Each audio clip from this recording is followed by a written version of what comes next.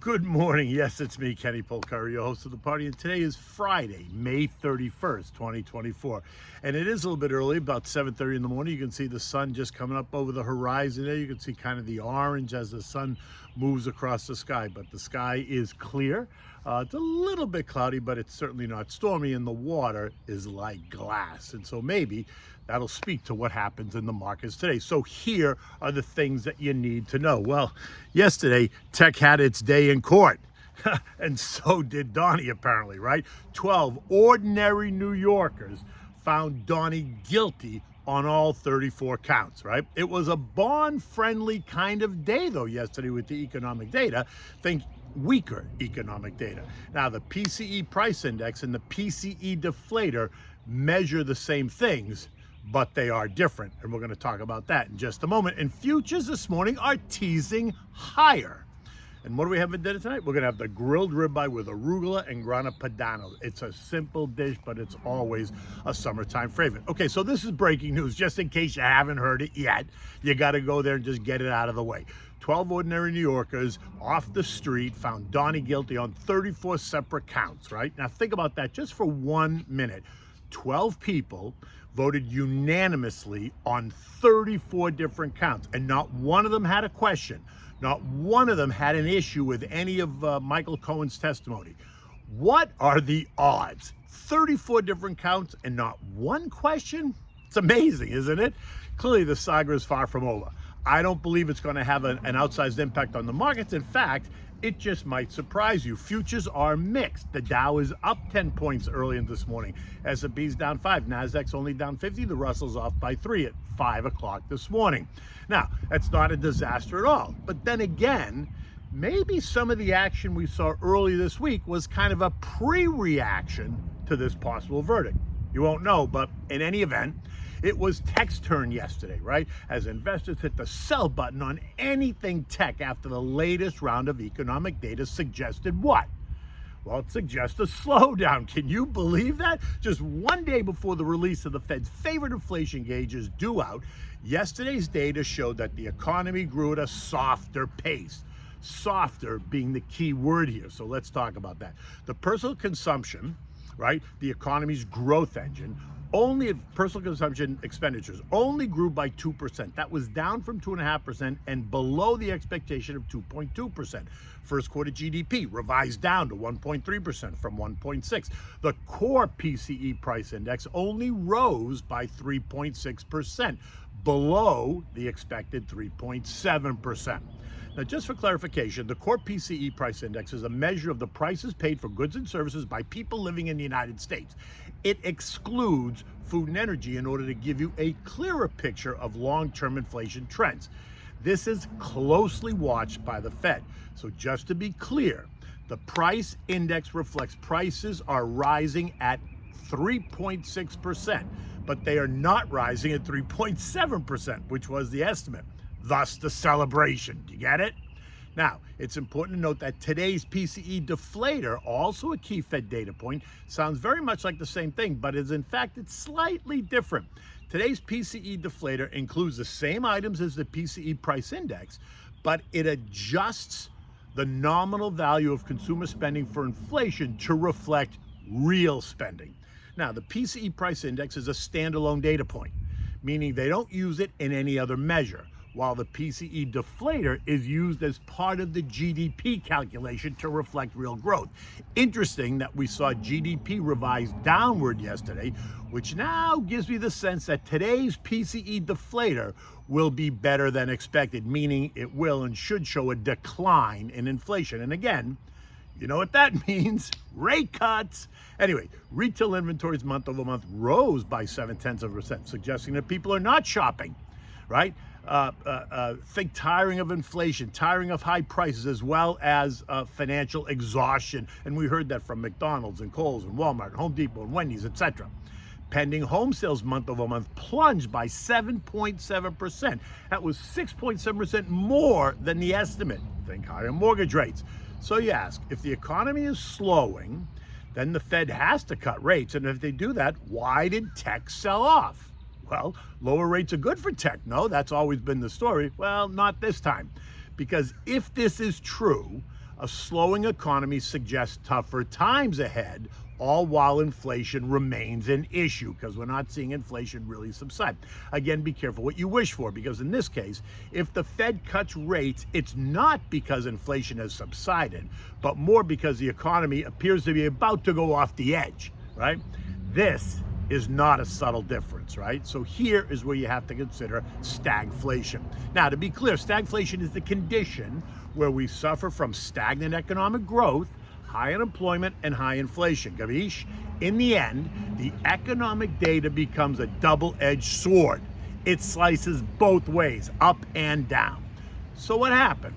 The Dow lost 330 points or 9/10. The S&P gave up 31 points or 6/10. The NASDAQ got punched in the face, losing 184 points or 1.1%, all while the Russell added 20 points or 1%. The transports gained 105 points or 1.3%, and the equal-weighted S&P added 30 points or 0.5%.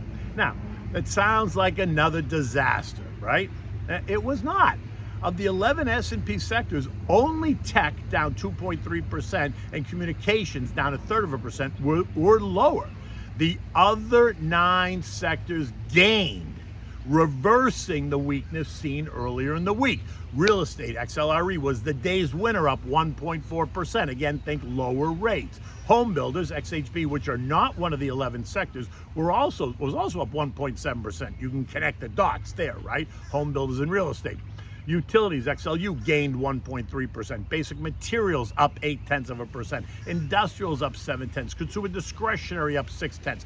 Financials up 0.5%. Energy's up 0.3%. Consumer staples up 0.3%. And healthcare was flat on the day, which was a win. Bonds actually rallied on the idea of softer economic data because that means lower rates. So we saw the TLT rise by 1% and the TLH rise by 0.8. The AG, right, that's the Treasury and corporates, rose by 0.5%. The 2-year yield fell to 4.91%, down from 4.97, while the 10-year yield went to 4.53, down from 4.61%. Adding to the excitement was New York Fed President Johnny Williams, who said he expects inflation to continue falling in the second half of the year, and that plays right into the multiple rate cut narrative. Look, trust me, they are looking for a way to calm everybody down and stop the bleed. In the end, though, do not mistake the two. Yes, the economy may experience a soft landing if they lower rates, but in the end, they run the risk of ongoing higher prices. Growth is about economic expansion and the continuation of corporate profits. And you know that I'm in the camp of no rate cuts this year, because I just don't think, I think inflation is going to remain an issue, right? Remain sticky. But I also believe that the economy is more robust than not, and therefore I expect profits to continue to grow, and that is what's going to drive markets ultimately higher, right? And the pullback this week, all I have to say is, oh my God, it's about time. Don't you think? I mean, I'd still like to see a bit more. How about you? Okay, now the chip stocks yesterday got hammered, right? A bit. Nvidia down 3.7% at $43 a share. Some now raising concern, asking, oh my God, how could that be? How could Nvidia actually sell off? Which is laughable, really. Nvidia's up 123% year to date. So you're really going to whine over a 3.7% pullback? I mean, hello? I guess you might. If you top ticked it and you bought the stock at $11.50 the other day, then maybe you're not so happy. But the SOX ETF, right, lost 0.7. The growth trade, SPYG, gave up 1.5%. Cybersecurity lost 2.7%. Expanded tech software gave up 5.7%, while expanded tech, the broader tech, IGM, gave up 2.5%, and the XLK lost 2.3%. Now, these last two hold the same names, but they just hold them in different percentages, thus the difference in performance. Okay, so the day's upon us, right? At 8:30 this morning, we're going to get the April PCE deflator report, and it is expected to be better. Think weaker. The official top-line consensus is for it to show a 0.3% month-over-month increase and a 2.7% year-over-year increase. But the whisper number is up 0.2 and up 2.6% year-over-year. The core deflator, ex-food and energy, is expected to show an increase of up 0.2 month-over-month and up 2.8% year-over-year. And like I said above, yesterday's GDP downward revision would support the weaker number. It's almost impossible for the GDP to be lower if the PCE deflator is higher, right? Because one, they use the deflator as part of the GDP. If that's the case, then watch as they push the narrative that inflation is slowing and the economy is downshifting into slower growth mode versus negative growth mode. So the danger of a hard landing is almost zero, is what they'll tell you. Oil gets slammed yesterday, right? Falling more than 1% as gasoline demand appears to be soft. Yesterday's eco data points to further downside risk for the economy, and not to be forgotten, Chinese demand also appears to be soft. I mean, it's exhausting when they keep saying that. For May, oil has seen a 6% decline in value, going from $82 a barrel down to $78 a barrel this morning. Gasoline stockpiles apparently rose by 2 million barrels last week ahead of the long weekend. Daily demand came in at 8.6 million barrels, down 1.4% year over year, and that is recreating the demand destruction story. Today's PCE data plus Sunday's OPEC Plus meeting is raising more concerns that oil prices are headed lower, even as OPEC Plus is expected to extend the 2.2 million barrel production cut through year end and now possibly into 2025. So here's one of the issues. OPEC Plus and the Saudis used to have more sway over oil prices, but the growth in production by non-OPEC Plus members, think the United States, Canada, Brazil, Guyana, has taken that control away from them. OPEC Plus cuts production while the non-members increase production, creating a situation where supply continues to exceed demand, something I'm just not sure I completely believe. Yes, we're awash in oil. Yes, the world is not running out of oil anytime soon, but demand remains strong in my humble opinion, right? And is going to remain strong. The summer driving season has just begun. Energy hogs, think computing, AI computing and Bitcoin mining are not going away. New home neighborhoods being built all over the country. Down here in Florida, new high rises at 15 stories going up in Miami like hotcakes. Fort Lauderdale and West Palm Beach and the Gold Coast all are going to demand energy. And that's just here in Florida. Think about the rest of the other 49 states. In the end, energy demand is not going away, which doesn't mean that supplies won't grow. They will as the production tech gets more sophisticated. But again, that just means there's more supply, not that demand is waning, right? There is a difference there. Gold initially traded lower yesterday but ended the day unchanged at $23.65, right? This is gold traders sifted through the economic data to figure out what's going on. The dollar index now trading at 104.78 and bond yields both ended the day lower, and this helped to support gold prices. If today's PCE deflator comes in weaker, then expect the dollar to weaken and gold to rally. If not, then expect the dollar to strengthen and gold to decline. This is not brain surgery, right? One offsets the other. Right now, I think we remain in 23.50, 24.50 trading range for gold with a bias to the upside due to the weaker economic data yesterday and possibly today. U.S. futures, okay, like I pointed out above, futures are mixed to up. The Trump news doing very little in terms of market action or reaction, right? Remember, while politics creates all kinds of news and excitement and potentially short-term chaos, it does not create long-term value at all. So any of you thinking that the verdict was going to create a shit show today, you should think again, because I don't think it's going to happen at all. If anything, I think the bias is now to the upside. European markets are essentially flat this morning, not doing much of anything on either side. Eurozone inflation just came out and it showed a rise of 2.6%, which is up from 2.4%. Right, so it's trending higher. Core inflation rose to 2.9, up from 2.7, trending higher. Now, you got to ask, is this going to change the story? Will the ECB reconsider whether to cut rates next week or not? Recall, they have basically promised a 25 basis point cut next week. So anything less could end up being a shock for European markets. Now stay tuned.